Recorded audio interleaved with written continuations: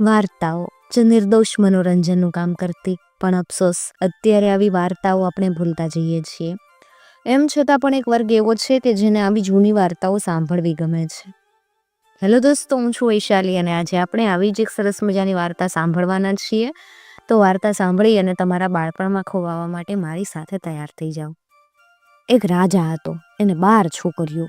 રોજ સવારે રાજાના નોકરો આવીને જોવે તો 12 રાજકુમારીઓના બૂટ બહુ ફાટેલા હોય. બૂટ કેવી રીતે ફાટતા એ કોઈને સમજાય નહીં. એટલે રાજાએ સિપાહીઓને હુકમ કર્યો કે જે માણસ આ છોકરીઓના બૂટ કેવી રીતે ફાટે છે એ શોધી લાવશે તો હું મારા મરણ પછી ગાદી એને આપીશ, અને જે માણસથી એ નહીં શોધી શકાય એનું માથું કાપી નાખવામાં આવશે. એ કામ માથે લેવા ઘણા માણસો આવ્યા, પણ કોઈથી કાંઈ શોધી ન શકાયું. એટલે રાજાએ તેમને મારી નાખ્યા. હવે એક ઘરડો સિપાઈ એ રાજાના મહેલ તરફ જતો હતો. એટલામાં એને એક ડોશી ભળી. ડોશીએ કીધું કે તું ક્યાં જાય છે? પેલા સિપાહીએ કીધું કે હું રાજાના મહેલમાં પેલી છોકરીઓના બૂટ કેવી રીતે ફાટે છે ને એ જાણવા જાઉં છું. ડોશીએ એને જબ્બો આપ્યો ને કીધું કે આ જબ્બો પહેરીશ એટલે તને કોઈ નહીં જોઈ શકે, પણ તું બધાને જોઈ શકીશ.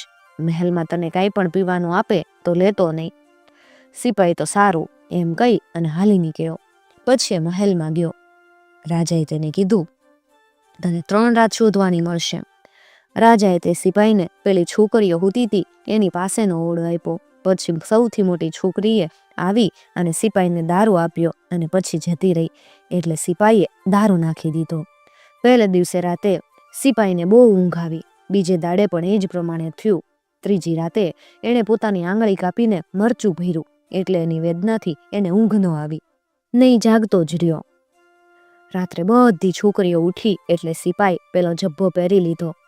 પછી બધી છોકરીઓએ હારા કપડાં પહેર્યા. એક પલંગ ઉપર બેઠી. પેલો સિપાઈ પણ જબ્બો પહેરી અને પલંગ ઉપર બેસી ગયો, પણ એને કોઈએ જોયો નહીં. સૌથી મોટી છોકરી કંઈક બોલી એટલે તે પલંગ એની મેળે નીચેના ભોયરામાં ગયો. અંદર એક દાદર આવ્યો. એના ઉપરથી બધી છોકરીઓ ઉતરી. સૌથી નાની છોકરી એ નાની હતી, એ પાછા રહી ગઈ ને એના સાથે પેલો સિપાઈ અથડાયો. એટલે પેલી છોકરીએ બધી છોકરીઓને કીધું કે મને કોઈક પકડે છે. એટલે બધી છોકરીઓ હસી અને કીધું કે તું તો ગાંડી થઈ ગઈ, અહીંયા તને કોણ પકડે? પછી એક નદી આવી.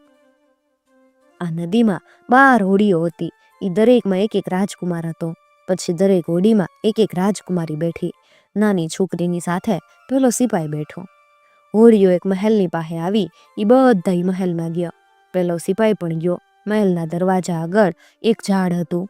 એને સોનાના પાંદડા હતા. એ ઝાડ પરથી સિપાઈએ એ જગ્યાની નિશાની માટે થોડાક પાંદડા લઈ લીધા. મહેલમાં પેલા બધાએ નાચ કર્યો. ત્યાંથી પણ સિપાઈએ એક સોનાનો પ્યાલો નિશાની તરીકે ઉચકી લીધો. અને ત્યારે સિપાઈ ઓલી નાની છોકરી હારે ભટકાઈ ગયો. ને પછી સવાર પડવા આવી એટલે બધા પાછા ફર્યા. સિપાઈ રાજકુમારીઓથી જરા આગળ હાલી અને વેલો પથારીમાં હોઈ ગયો. સવારે રાજાએ પેલા સિપાહીને બોલાવ્યો. સિપાહીએ રાજાને પેલા મહેલ પાસેના ઝાડના સોનાના પાંદડા બતાવ્યા. વળી મહેલની નિશાની તરીકે સાથે લીધેલો સોનાનો પ્યાલોય બતાવ્યો. જ્યારે સિપાઈ આ બધી વાત કહેતો હતો ત્યારે પેલી છોકરીઓ ત્યાં ઊભી હતી. એ લોકોએ બધી વાત કબૂલ કરી. રાજાએ સિપાહીને પૂછ્યું, તારે આમાંથી કઈ છોકરી સાથે પરણવું છે? સિપાઈ કે સૌથી નાની સાથે.